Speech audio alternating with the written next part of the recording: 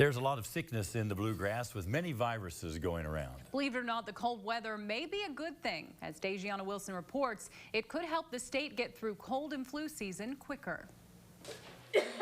We're still seeing a ton of viruses going around. I mean, this started in December. Sickness is in the air, with Kentucky deemed to be at a high risk for respiratory illnesses. Fox 56 chief medical contributor Dr. Ryan Stanton says numbers are now looking like what they did pre-COVID-19.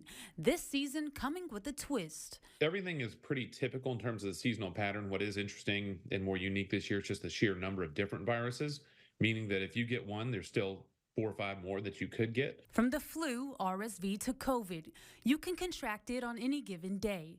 Just before Christmas to just past the New Year is when flu season typically peaks. For those who have had COVID before, Dr. Stanton says it's even more important to take precautions right now, as the viruses cause more difficulty for the body to fight off viruses because of built-up scar tissue and weaker lungs. In recent weeks, the numbers are starting to trend downward.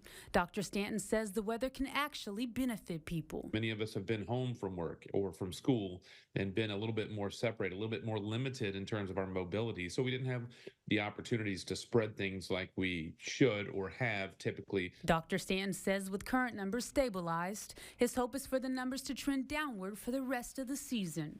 But there's also an increase in people reluctant to get vaccines, which means many more people could end up sick heading into the spring.